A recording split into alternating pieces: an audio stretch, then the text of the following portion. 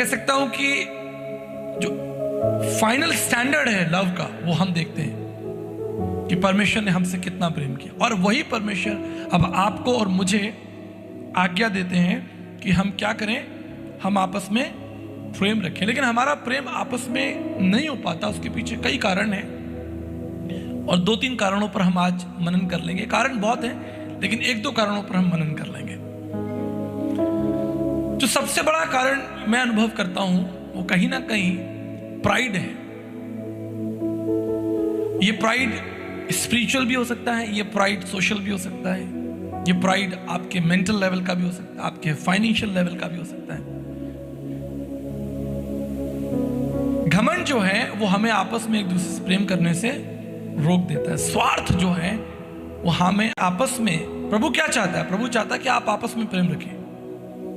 प्रभु ने पतरस से क्या कहा? पतरस, तू मुझसे प्रेम करता है? 3 बार प्रभु यीशु मसीह ने अपने शिष्य पतरस से, पीटर से कहा, डू यू लव मी? तीसरी बार तो वो एकदम झुंझला गया, कहता, प्रभु आप जानते हैं मैं आपसे प्रेम करता हूं, इसमें क्या दिक्कत है? ये पतरस क्या कहता है कि मैं अंत तक आपके साथ रहूंगा।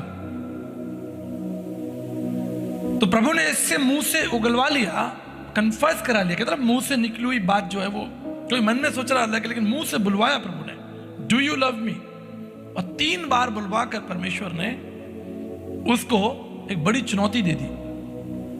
अगर तू मुझसे प्रेम करता है तो मेरे लोगों से प्रेम कर। Take care of my sheep. यहां पकड़ लिया प्रभु ने उसको। तो अभी मैं आपसे पूछूं, आप में से कितने लोग मुझसे प्रेम करते हैं? तो आप हाथ उठा दोगे, भाई पुराने लोग हो। हाँ भाई, करते हैं, हम आपसे प्रेम करते हैं।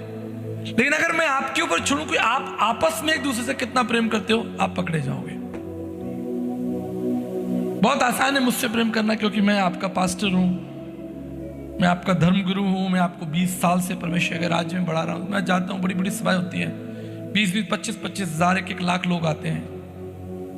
बहुत आसान है मेरी तरफ केंद्रित होना। लेकिन आपस में प्रेम रखना, एक दूसरे को रिस्पेक्ट करना, एक दूसरे की सुधि लेना, यह हम पकड़े जाते हैं। और परमेश्वर आपसे यही चाहता है कि आप आपस में एक दूसरे से प्रेम रखें और अपने घमंड को जो है वो बीच में, स्वार्थ को जो बीच में ना आने दें। और स्वार्थ और घमंड आपको पता कैसे आता है? भौतिकवाद से, मटेरियलिस्टिक चीजों से आप जो है वो अपने अंदर घमंड लेकर आते हैं, योग्यताओं से अपने अंदर घमंड लेकर आते हैं। संसार की चीजें आपको जो है वो घमंडी बनाती हैं, स्वर्गीय चीजें आपको कभी घमंडी नहीं बनाएंगी। जो योग्यताएं परमेश्वर आपको देगा, जो गुण स्वभाव यीशु आपको देगा, उसमें आपको घमंड कैसे आएगा? मेरे पास ये वाली गाड़ी है। आप अपने दरवाजे पर महंगी गाड़ी खड़ी कर दीजिए, मैं आपको दावा देता हूं, आप सवेरे उठ के ये देखेंगे कि पड़ोसी देख रहे हैं कि नहीं देख रहे।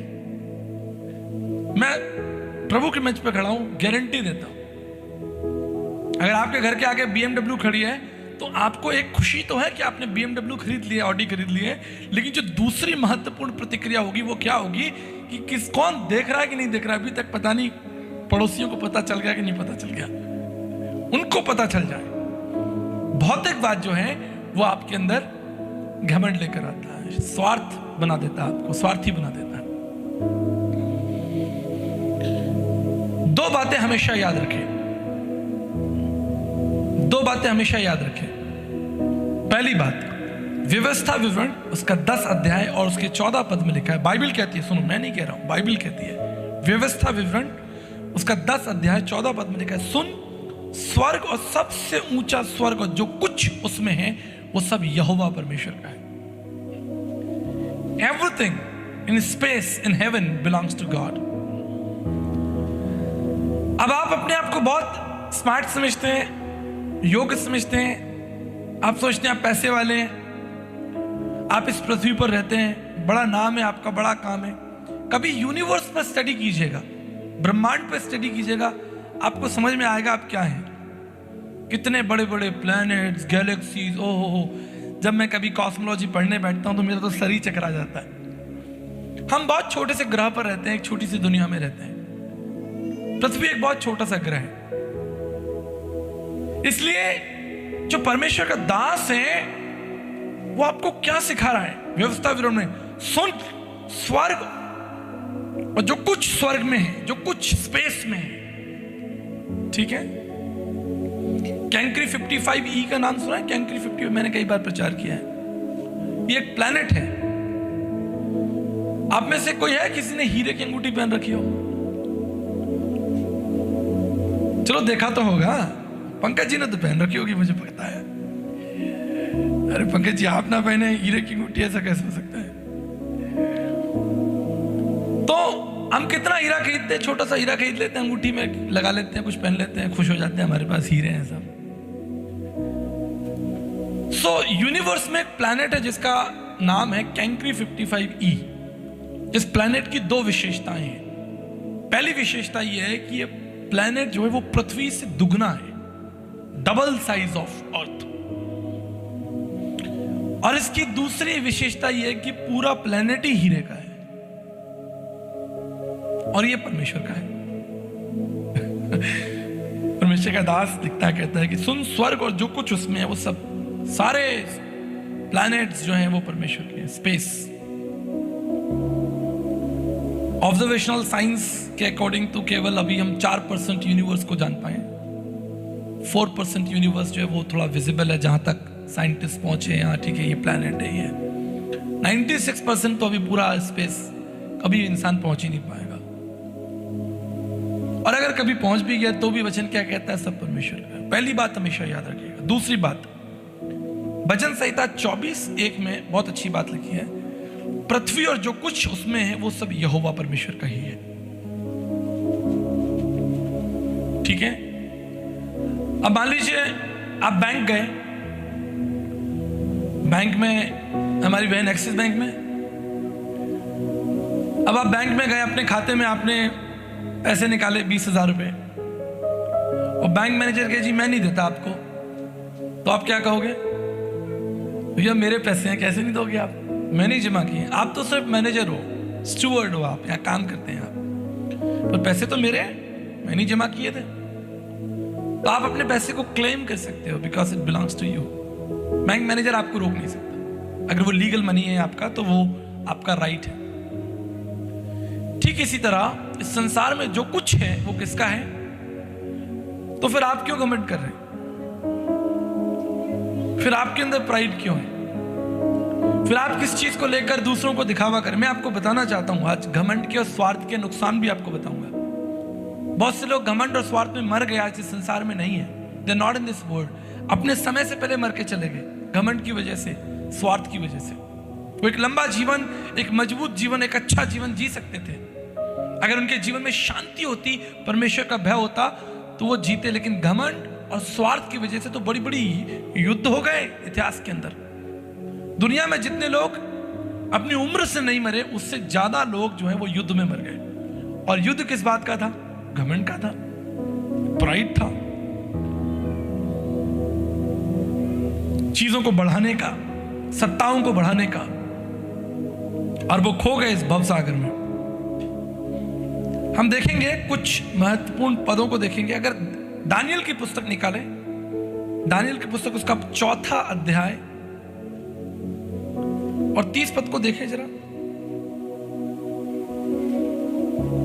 Book of Daniel chapter 4 verse 30 है क्या? क्या लिखा है? क्या ये बड़ा बेबीलोन नहीं है जिसे मैंने ने अपने बल और सामर्थ से राज निवास होने को और अपने प्रताप की बड़ाई के लिए बसाया है? इतिहास में एक राजा हुआ, दानियल की पुस्तक में उसका नाम है राजा नबूकदनेस्सर। अगर आप बाइबल पढ़ते हैं तो आप जानेंगे और आपको आनंद भी आएगा। देखिए मैं फिर बता रहा हूं, जो लोग बाइबल पढ़ते हैं उनको आनंद आएगा। जैसे होनार स्टूडेंट कौन होता है आपको मालूम है? जो टीचर के साथ साथ चलता है। होनार आप कैसे बनते हैं? मेरी तो मैडम यहाँ बैठी हुई है, उन्होंने तो मुझे मैथ साइंस पढ़ाई हुई है। मैं तो ट्यूशन भी पढ़ता था, आपसे बाद में मुलाकात कराऊंगा आपको। होनार स्टूडेंट कैसे बना जाता है? जब आप टीचर के साथ साथ, सिलेबस के साथ साथ चलते हैं। जो कुछ आपको पढ़ाया गया उससे आप घर जाकर पढ़ें या घर से पढ़कर आए और आपको टीचर पढ़ाए तो आपको बड़ा आनंद आएगा। लेकिन अगर आप बाइबल नहीं पढ़ते, आपको बाइबलों के सिद्धांत नहीं मालूम, बाइबल के राजाओं की कहानियां नहीं मालूम, तो फिर आपको एक लेक्चर ही लगेगा कि अरे भैया तो लेक्चर दे रहे हैं। तो नबूकदनेस्सर एक राजा हुआ दानियल की पुस्तक में। उसने क्या कहा, अपने मुंह से कहा, क्या कहा जरा बोले। क्या ये बड़ा बेबीलोन नहीं जिसे मैंने ही अपने बल और सामर्थ्य से राजनिवास होने को और अपने क्या ये बड़ा बेबीलोन, एक दिन वो छत पर टहल रहा था, राजा नबूकदनेस्सर जो था अपने महल की छत पर था, और उसने दूर तक अपने परिश्रम को देखा, अपने कामों को देखा, और बड़ा घमंड से भर गया। जहां तक उसकी आंखें जा रही हैं, वो जमीन उसकी है, वो सारा खेत खलियान उसके हैं, सारे महल उसके हैं। उसने सोल्जर्स देखे होंगे खड़े हुए यूनिफॉर्म के अंदर, बड़े बड़े फाटक देखे, बड़ी बड़ी चीजें देखी, व्यवस्थाएं देखी, और उसके मुंह से एक बात निकल आई। और वो बात क्या थी, क्या ये बड़ा बेबीलोन, ये नगर मेरा नहीं जिसे मैंने अपनी बुद्धि से, अपने बल से बसाया है, बनाया है। घमंड की बात उसके मुंह से निकल गई। He was a king। दूसरी तरफ एक और किंग है, एक और राजा है, वो है दाऊद, किंग डेविड। दोनों राजा हैं, ठीक है। नबूकदनेस्सर कह रहा है ये सब कुछ मेरा है, मैंने अपने बल से, अपने प्रताप से, अपनी महिमा के लिए बनवाया, मेरी महिमा के लिए। लेकिन राजा दाऊद जो परमेश्वर का दास है, सेवक है, he is a king of Israel, Israel का राजा है। वो क्या कहता है, भजन संहिता 24:1 में पढ़ेंगे, बुक ऑफ साम चैप्टर 24 वर्स 1। क्या लिखा है, 24:1 पढ़े। देखिए, पृथ्वी और जो कुछ पृथ्वी पर है वो किसका है। आप देख रहे हैं डिफरेंस, देख रहे हैं दो राजाओं के बीच अलग अलग विचार। और आप बताइए, आप किस राजा के साथ खड़े होना चाहते हैं। दाऊद के साथ खड़े होना चाहते हैं, क्योंकि उसने महिमा किसको दी, उसने परमेश्वर को महिमा दी। उसके सामने भी एक बहुत बड़ा महल है, जहां तक उसकी नजर जा रही है वो पूरा इजराइल देश उसका है। लाखों करोड़ों लोग जो हैं उसकी सेवा में खड़े। He is a king of Israel. But वो अपने मुंह से क्या क्लेम करता है, वो कहता है पृथ्वी और जो कुछ पृथ्वी में है वो सब परमेश्वर का, उसने परमेश्वर को महिमा दी। मेरे प्रियो, आज आपके पास जो भी कहे, जो भी चीजें आपके पास है, वो सब परमेश्वर की है। और उसे देखकर आपके मुंह से घमंड की बातें नहीं, उसे मुंह से आपके धन्यवाद की जो है शब्द निकलने चाहिए कि मैं धन्यवाद करता हूं कि ये प्रभु ने मुझे दिया है। कोई चीज आप खरीदते हैं, पाते हैं, आपको कोई गिफ्ट भी देता है। मुझे याद है एक अपनी घटना में आपको बताता हूँ। 4 साल की बच्ची थी, मैं आज तक उस घटना को कभी नहीं भूला हूँ। और बहुत सुंदर थी, उसकी नीली आंखें थी, भूरे बाल थे, फॉरेनर थी, वो एक छोटी बच्ची थी। तो मेरे एक फ्रेंड थे, उनकी बेटी थी, वहीं खेल रही थी, मिट्टी में खेल रही थी। तो मैंने उसको बुलाया, मैंने कहा लिसन, मैंने कहा you are so sweet, your eyes are very beautiful, तुम कितनी प्यारी हो। आप जानते हो उसने क्या उत्तर दिया? उसने उत्तर दिया, this is what God made me. उसने कहा कि मुझे तो परमेश्वर ने ऐसा बनाया है। 4 साल की बच्ची।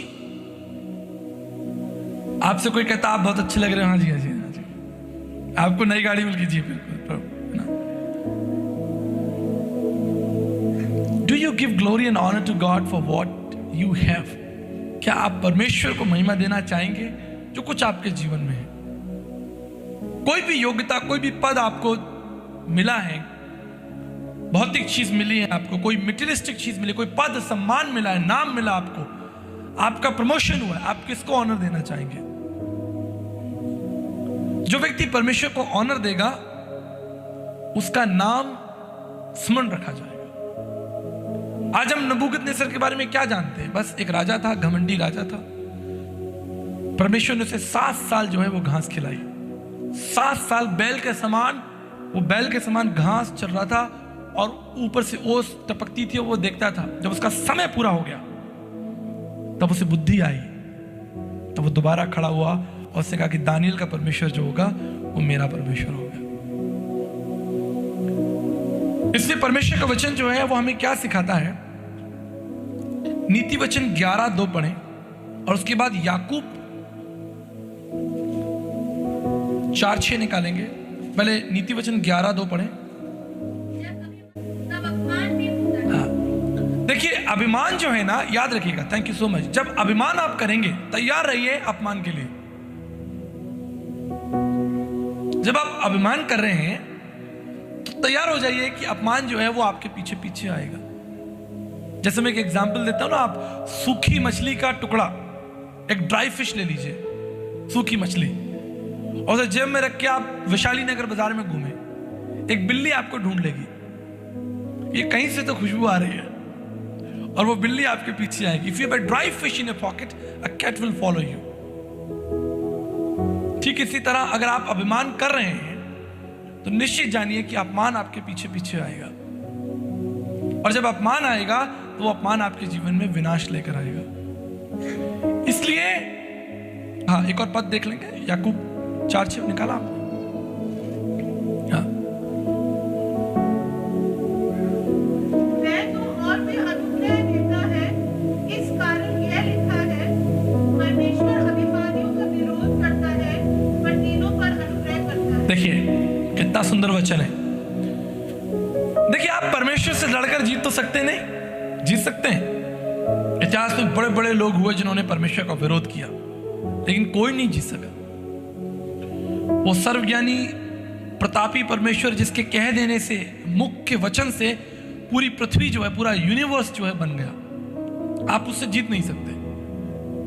इसलिए उसने आपके सामने सरल शब्दों में, स्पष्टता में एक बात लिख दी है, और वो क्या है कि परमेश्वर अभिमानियों का क्या करता है, सामना करेगा परमेश्वर।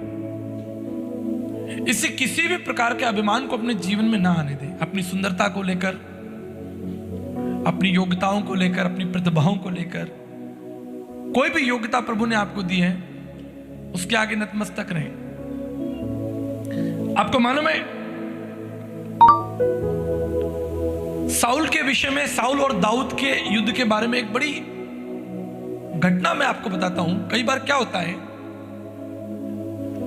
अगर आप सीधे मार्ग पर चल रहे हैं, मेरी बात ध्यान से समझ लीजिए, अगर आप सीधे मार्ग पर चल रहे हैं और आप कोई गलती नहीं कर रहे हैं, शैतान किसी को भेजकर आपसे गलती करवा देगा। वो कोई ना कोई इंस्पिरेशन ले, आपके मन की बात नहीं भी होगी तो भी वो कहीं से कोई एक इंफॉर्मेशन ले आएगा और वो आपके कान में डाल देगा। जब दाऊद ने गोलियत को मार दिया, ध्यान से सुनिए, बहुत सीक्रेट आपको बता रहा हूं, सीक्रेट। जब दाऊद ने गोलियत को मारा, तो जब दाऊद को लोग लेकर आ रहे थे, जय जयकार करते हुए आ रहे थे, उन्होंने गीत गाया था। वो लोग गीत गा रहे थे। क्या गीत है, किसी को याद है? शाऊल ने कितने को मारा? हजारों को, लेकिन दाऊद ने लाखों को मारा। ये गीत गाया जा रहा था। शाऊल राजा था और उसने देखा कि मैंने तो हजारों को मारा है, लेकिन दाऊद ने लाखों को मारा, ये लोग गीत गा रहे हैं। जबकि उसने कितनों को मारा था? एक व्यक्ति को मारा था, गोलियत को। पर गोलियत इतना ताकतवर था, इतना विराट था फिजिकली, कि कोई उससे लड़ना ही नहीं सकता था। सब भाग गए गोलियत को देखकर। कहानी तो आपको पता है, गोलियत कितना बड़ा दानव था, उससे कोई नहीं लड़ता। पूरी इजराइल की जो सेना थी वो पीछे जा रही थी, लेकिन उसको एक बच्चे ने मार दिया। उसने पत्थर उठाया और घुमाया और मारा, और सीधे उसके सर पर। बच्चों को कहानी बता रहा हूं, बड़ों को तो पता है। और यहां पर पत्थर लगा और वो गिर गया। और दाऊद ने तलवार निकाली गोलियत की और उसका सर अलग कर दिया। तो लोग, इजराइल के लोग खुश हो गए, लोग गीत गाने लगे। क्या गीत गा रहे हैं कि शाऊल ने तो 1000 मारा, दाऊद ने तो लाखों मार दिए।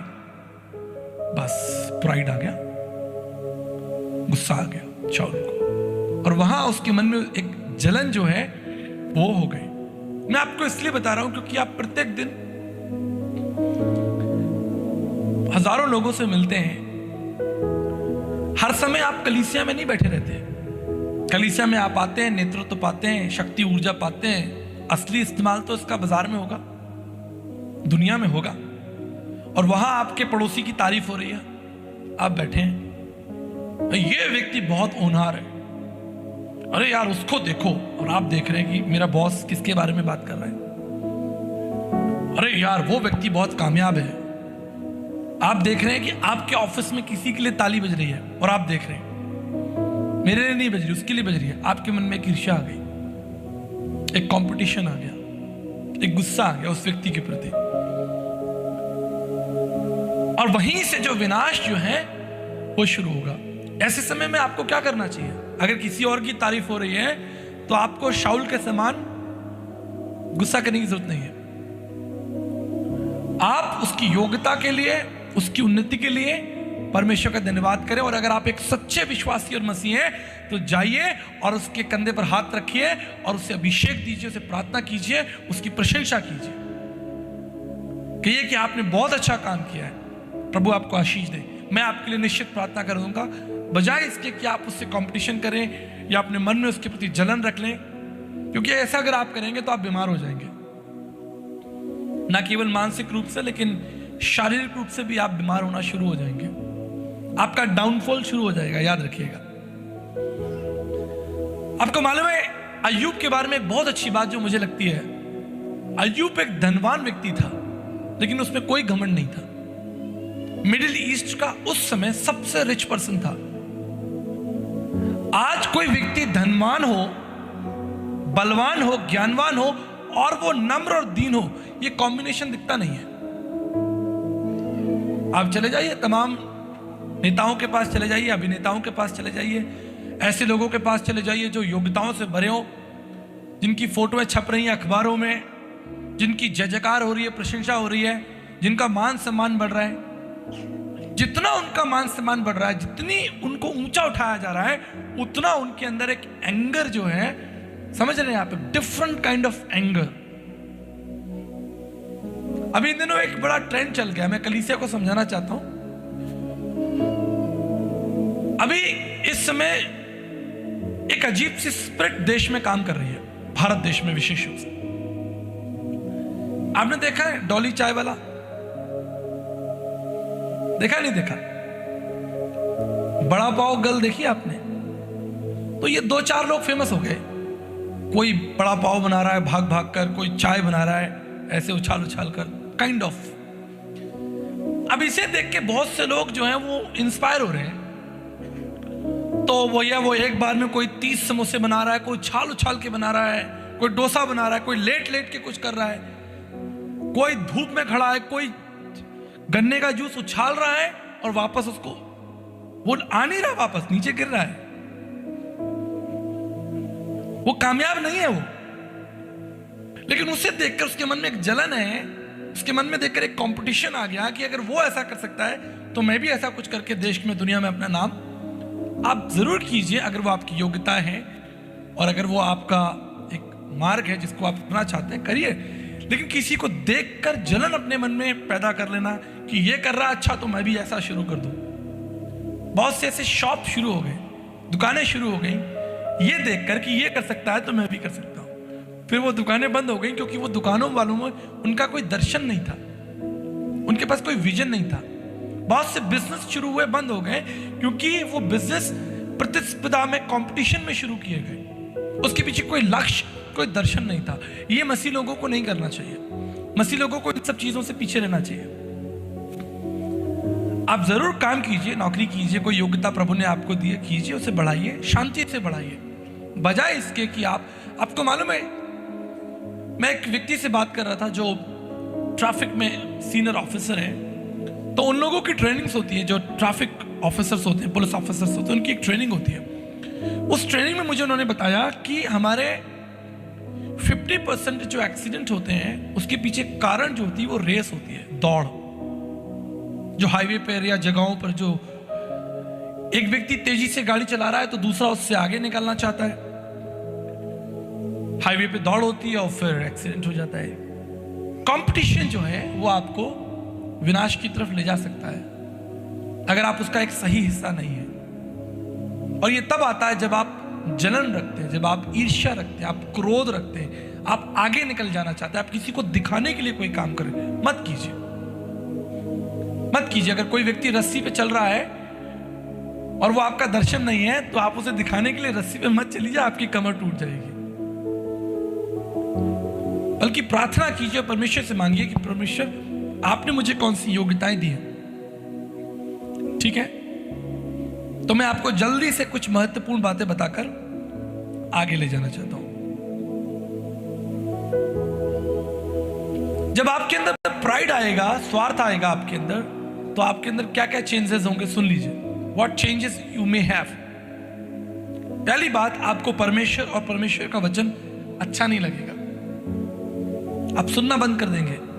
आपके कान जो हैं वो थोड़े बंद से हो जाएंगे। देखा है ना, कभी कभी हम जहाज में जाते हैं तो कान बंद हो जाते हैं, ऊंचाई पे जाते हैं, पहाड़ों में जाते हैं, कान बंद हो जाते हैं। वो जब जमीन पर आते हैं तभी खुलते हैं। बहुत से लोगों को प्रॉब्लम होती है, जहाज में बैठते हैं तो उनके कान बंद हो जाते हैं। ठीक है, जब वो नीचे उतरते हैं तभी उनके कान खुलते हैं। तो जब आप घमंड की उस ऊंचाई पर उड़ रहे होंगे, आपको परमेश्वर का वचन, संगति, प्रार्थनाएं या परमेश्वर का वचन जो सुनने में वो शायद आपको इतना अच्छा ना लगे। घमंड आपको आपके प्रिय लोगों से भी दूर कर सकता है, जिनके साथ अभी आप खा रहे हैं, पी रहे हैं, आनंद मना रहे हैं, जो आपके परिवार का, आपके जीवन का हिस्सा है, आपके आसपास जिनसे आप प्रेम करते हैं, जो आपसे प्रेम करते हैं। बहुत से रिश्ते घमंड में टूट गए। प्राइड कई परिवारों में आते हैं ना, भाइयों के अंदर और समाज के अंदर बहुत सी ऐसी बातें हो जाती हैं जिसमें रिश्ते टूट जाते हैं। उसके पीछे अगर आप ढूंढिए, परखिए तो क्या मिलेगा आपको? गांव में लड़ाइयां हो जाती हैं घमंड के पीछे, शहरों में लड़ाइयां हो जाती हैं, प्रिय रिश्ते जो है वो आपके टूट जाते हैं। आपका स्वास्थ्य भी जो आपका, जब आप घमंड में वॉक करते हैं, when you walk in pride, आपका स्वास्थ्य भी फिर धीरे धीरे ढलने लगता है। आपको शुगर 100% शुगर और आपका बीपी जो है वो हाई रहेगा, क्योंकि आप एक कंपटीशन जोन में, हमेशा टेंस जोन में आप चल रहे हैं, एक टेंशन है हमेशा आपके पीछे। तो याद रखिएगा मेरी बात, आपका घमंड, आपका स्वार्थ आपको कार्यस्थल पर भी नीचे कर देगा। आपके अंदर घमंड, आप मुझे एक बात बताइए, मैं सिंपल सी एक बात पूछना चाहता हूं, बिल्कुल साधारण सी बात। कोई व्यक्ति आपके लिए काम कर रहा है या आपका कोवर्कर है और वो घमंडी है, आप उसे बर्दाश्त कर पाएंगे? वो आपको अपना गुस्सा दिखाए, अपना घमंड दिखाए, आप बर्दाश्त कर लेंगे? क्योंकि आप उसे पैसे दे रहे हैं, वो आपका कोवर्कर है, आप मैनेजर है, वो नीचे आपके लोग काम कर रहे हैं, आप नहीं बर्दाश्त करेंगे। जब आप नहीं कर सकते तो क्या परमेश्वर कर सकता है?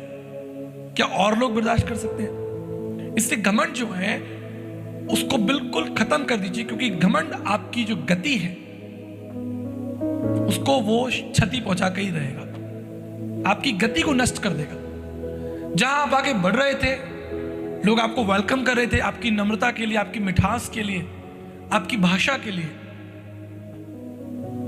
केबीसी में एक व्यक्ति जो करोड़पति बन गया था, आपको याद होगा, मुझे इसका नाम नहीं याद आ रहा है, एक व्यक्ति था, वो बहुत गरीब था और वो केबीसी में बन गया। उसके बाद वो इतना उसके अंदर प्राइड आ गया, बिहार से था आई थिंक, उतना प्राइड आ गया और he lost his money, he lost his credibility. जब भी आपके जीवन में पैसा आए, सम्मान आए, सम्मान बड़ी खतरनाक चीज है। सम्मान आपके अंदर तुरंत घमंड ले आएगा। इसलिए हम लोग जो पास्टर्स हैं, कई बार हम इस चीज पर चिंतन रखते हैं, हम आपको बढ़ाना चाहते हैं। मैं आपको सच बताऊं, मैं चाहता हूं कि मैं आराम से बैठूं, आप प्रीच करो, लेकिन अगर वो चीज प्रोसेस से नहीं आई, सिर्फ आपको दे दी गई कि भाई चलो कल से आप ये काम करो, तो तुरंत घमंड आ जाएगा। प्रोसेस से अगर आप पहुंचे ऊपर तक तो नम्रता की संभावना है, लेकिन ओवरनाइट आपको तुरंत मंच दे दिया, चलिए भाई XYZ आप यहां से खड़े होकर प्रचार कीजिए, वो देखो प्रचार करने के बाद फिर कैसा घूमेगा। फिर वो सोचेगा सब मुझे आके बोले कि भाई मैंने बहुत अच्छा प्रचार किया, और किसी ने नहीं बोला तो उसे और गुस्सा आएगा, क्या किसी ने बोला नहीं कि मैंने अच्छा प्रचार किया। नाम जब परमेश्वर आपका बढ़ाए ना, तो घुटनों पर आ जाना, तब घुटनों पर आ जाना। मेरी बात संसार नहीं सुनेगा, मेरी बात वही उसी को अच्छी लगेगी जो परमेश्वर का भय मानता है। संसार के लोग परमेश्वर का भय नहीं मानते। उन्हें मैं कहूं कि भाई जब तुम्हारा नाम बढ़े तो तुम घुटने पे आना और लेट कर दंडवत होकर परमेश्वर की आराधना करना, ये बात वो यहां से सुनेंगे, यहां से निकाल देंगे। लेकिन जो परमेश्वर का भय मानता होगा उसे मेरी बात समझ में आएगी कि आप बिल्कुल ठीक करें। तो घमंड जो है वो आपके कार्यस्थल पर, आप जो करना चाहते हो, बिजनेस करना चाहते हो, आप किसी इंटरव्यू में जा रहे हो, मैं बहुत सी चीज़ों को नोटिस करता हूँ। मेरे कई मित्र हैं जो इंटरव्यूज़ लेते हैं HR से, वो मुझे बताते हैं, मैं उनसे सुनता हूँ, वो कहते हैं कि हमने उस व्यक्ति को सिर्फ इसलिए हटा दिया, वो योग्य था, उसके पास डिग्री थी, एक्सपीरियंस था, लेकिन उसके अंदर एटीट्यूड था और इसलिए हमने उसको सेलेक्ट नहीं किया। तो एटीट्यूड जो है, जो घमंड है, वो आपकी दैनिक जीवन में, संसार की बातों में भी जो है वो आपको क्षति पहुंचाएगा। और घमंड जो है वो आपके जीवन में डिस्ग्रेस और डेथ भी लेकर आ सकता है। बी केयरफुल, डिस्ग्रेस ला सकता है आपके जीवन में। आप घमंडी हैं, धीरे धीरे धीरे धीरे आपका समाज, आपका परिवार, वो लोग जो आपसे प्रेम करते हैं वो आपसे किनारा कर लेंगे और आप अकेले रह जाएंगे। और डेथ के बारे में तो मैंने आपको बताया, छोटी छोटी बातों पे लड़ाई हुई, ऐसा हुआ वैसा हुआ, ना जाने दुनिया में कितने लोग अपनी मृत्यु से पहले ही इस संसार से चले गए, लड़ भिड़ कर मर कर चले गए, युद्ध कर कर कर चले गए। एक मतलब नीचे गिराना ही है उसको, बदला लेना ही लेना है, बदला लेने की आत्मा। घमंड जो है वो आपके अंदर बदला लेने की, जैसे बीमारी के लिए ऐसा कहा जाता है कि जब किसी को बीपी हो जाए, शुगर हो जाती है, तो फिर उसके और ऑर्गन्स भी इफेक्ट होते हैं। मेडिकल वाले लोग भी बैठे हैं। इसी तरीके से प्राइड जो है आपके जब जीवन में आएगा तो वो क्या क्या क्षति करेगा वो आपको पता ही नहीं होगा। धीरे धीरे धीरे धीरे आप कब जो है वो निकल जाएंगे। अब इसका सोल्यूशन क्या है भाई? इस समस्या तो देख लिया हमने कि समस्या इतनी सारी है। अब इसका सोल्यूशन जो वो बिल्कुल बेसिक है। सबसे पहले अपनी प्रेयर और डिवोशन लाइफ को बढ़ाइए। सबसे पहले प्रार्थना का जीवन जो है, और प्रार्थना ऐसे भी नहीं चलते फिरते घुटने पर, ये मेरी बात समझ लीजिए, आप घुटने पर प्रार्थना कीजिए। अपने बिस्तर पर आइए, घुटनों पर बैठिए। जैसे भी आपके घुटने जब टिकेंगे ना, तब आप अपने जीवन में, घुटना टिकाने का मतलब है पूर्ण रूप से समर्पण, पूर्ण रूप से समर्पण परमेश्वर के सामने, घुटने टिकाकर, हाथ उठाकर जब आप परमेश्वर। So you should have your prayer life और डिवोशनल लाइफ। और सिर्फ प्रार्थना करके चल नहीं देना, वचन भी पढ़ना है। बहुत से लोग सोचते हैं ठीक है हमने आंख बंद कर ली, घुटने टिका लिए, पादी साहब ने बताया था, बस जल्दी जल्दी बोलते प्रभु आप महान हैं, या धन्यवाद प्रभु आपने ऐसा किया, स्तुति महिमा आपकी, हम जा रहे हैं अपने काम पर, जय मसीह की। ये काम नहीं करेगा। सिर्फ आंख बंद कर लेने से प्रार्थना नहीं होती। वचन उस बारे में क्या कह रहा है, बाइबल क्या कहे, डिवोशनल लाइफ। इसलिए मैं इंकरेज करता हूं बाइबल पढ़े, बाइबल पढ़े। सेकेंड इंपॉर्टेंट थिंग आपके लिए मेंटरशिप बहुत जरूरी है। घमंड आपको मेंटरशिप नहीं देगा, वो कहेगा मैं तो सब जानता हूं, मुझे कोई मेंटर कौन कर सकता है, कोई है जो मुझे मेंटर करेगा, कोई होना तो चाहिए। मैं इस मंच के माध्यम से कहता हूं, मुझे प्रभु ने बहुत अच्छे मेंटोर दिए। आचार्य दया प्रकाश जी मेरे मेंटोर रहे, पंडित धर्म प्रकाश शर्मा जी मेरे मेंटोर रहे, डॉक्टर विक्टर चौधरी मेरे मेंटोर रहे। ऐसे मेंटोर जिन्होंने हमें शेप दी, हमें आकार दी, हमें बढ़ाया, हमें सिखाया, हमसे बातें की, हमें एक नई दिशा दी।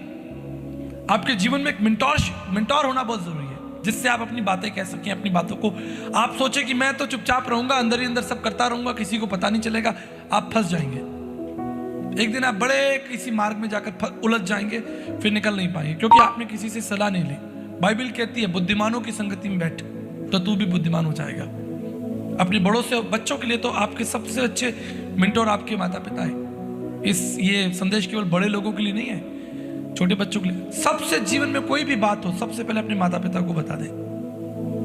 उन्होंने आपको जीवन दिया है, जन्म दिया है, वो आपको कभी गलत राय नहीं देंगे। मेंटरशिप।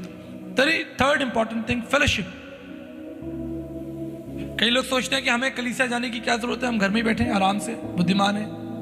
बहुत से लोगों ने घमंड में कलीसिया आना छोड़ दिया। घमंड ने उनको कलीसियाओं से दूर कर दिया, परमेश्वर से दूर कर दिया, संगति से दूर कर दिया। प्रभु ने क्या कहा था? प्रभु ने कहा था तू मुझसे प्रेम करता है, मेरे लोगों से भी प्रेम कर। तो जब आप लोगों में आएंगे, संगति में आएंगे, परमेश्वर आपको ब्लेस करेगा। याद रखिएगा, परमेश्वर की हर एक आज्ञा में आपके लिए जीवन छिपा हुआ है। इसलिए परमेश्वर आपसे कहता है कि आप संगति में आए। हम्बल एक्टिविटीज, चौथा very important thing, humble activities. छोटे छोटे काम कर लिया करें। जब घमंड आए तो घर में झाड़ू पोछा लगा लें, टॉयलेट साफ कर लें। हाँ, किसी की शादी हो रही हो, पड़ोस में जाकर वहां पर जो है टेंट लगवाएं, कुर्सियां बिछवाएं, मदद करें। इस तरीके से आपका समाज भी आपको स्वीकार कर लेगा, यार ये तो बड़ा अच्छा आदमी है। एक पंथ दो काज हो जाएंगे और आप नम्र हो जाएंगे। ज्यादा घमंडी हो जाएं तो थोड़ा सा हॉस्पिटल घुमाएं, जहां देखे आईसीयू में कैसे कैसे लोग बैठे, ठीक है। और आपका घमंड आपका पीछा ना छोड़ रहा हो तो थोड़ा कब्रिस्तान चले जाए, महीने में एक बार कब्रिस्तान चले जाए, आपका सारा घमंड जो है वो नीचे आ जाएगा, ठीक है, सही कह रहा हूं। और पांचवा जो पॉइंट है वो सेल्फ रियलाइजेशन है। बैठे कभी कभी एकांत में बैठे, जब रात में अपने घर पहुंच जाएं, अपना डिनर कर लें, 10 मिनट बैठे और सोचे कि आज मैं कौन कौन सी मूर्खता, गलतियां, बेवकूफियां करके आ रहा हूं। Self realisation. आज मैंने किससे घमंड की बात बोली, किसको मैंने अपना जलवा दिखाया, किसको अपनी शान दिखाई मैंने, किसको मैंने क्या बोल दिया। सेल्फ रियलाइजेशन, सेल्फ इवैल्यूएशन बहुत जरूरी है। आप जानते क्यों? क्योंकि आपके अंदर एक आत्मा है, आपके अंदर एक आत्मा है, पवित्र आत्मा। God has given you the Holi spirit. ये आत्मा जानवरों के अंदर नहीं है, उनको सेल्फ रियलाइजेशन नहीं होगा आज मैं क्या करके आया हूं, लेकिन ये केवल आप कर सकते हैं, क्योंकि आपके अंदर परमेश्वर ने अपना आत्मा डाला है। आप दुनिया से झूठ बोल सकते हैं, लेकिन अपनी आत्मा से झूठ नहीं बोल सकते जो आपके अंदर बैठा है। उस आत्मा को अपना नेतृत्व करने दो, उस आत्मा से बात करें, अपने आप से बात करें। आप जानते जब आप अपने आप से बात कर रहे हैं इसका क्या मतलब है? सेल्फ इवैल्यूएशन, सेल्फ रियलाइजेशन, इसका क्या मतलब है? आप अपने आत्मा से, आपका मन जो है वो आत्मा से बात कर रहा है। आप समझ रहे हैं? प्राण, शरीर और आत्मा, 3 चीजें ना हमारे शरीर में। क्या क्या चीजें? प्राण, शरीर और आत्मा। जो प्राण है वो क्या है? वो मन है। ये भी सीख लीजिए, बहुत इंपॉर्टेंट है। प्राण का मतलब कोई ऐसी चीज नहीं जो अलग से कोई सॉफ्टवेयर लगाया गया, वो आपका मन है। और आत्मा और मन में हमेशा युद्ध रहता है, बाइबल कहती है। आत्मा जो है वो आपको स्वर्गीय सिद्धांत बताएगा, स्वर्गीय तरीका बताएगा काम करने का, और मन जो है वो आपको समाज में क्या चल रहा है, दिन दुनिया में क्या आप सीख रहे हो, वो आपको आपका मन बताएगा। उसने ऐसा किया तो मैं भी ऐसा कर लेता हूं। मन जो है आपको संसार की तरफ, संसार के सिस्टम में ले जाएगा, और आत्मा आपको स्वर्गीय सिद्धांतों में ले जाएगा। इसलिए सेल्फ रियलाइजेशन करें। और बेनिफिट क्या होगा? बेनिफिट भी सुन लीजिए, फिर प्रार्थना करता हूं। सभी लोग बेनिफिट सुनना चाहते हैं ना, कि अगर हम घमंड को कम करें तो हमारा बेनिफिट क्या है? सुनिए बेनिफिट। परमेश्वर स्वर्ग से अपना फेवर आपको देगा। You will get the godly favour. परमेश्वर का फेवर आपके साथ होगा।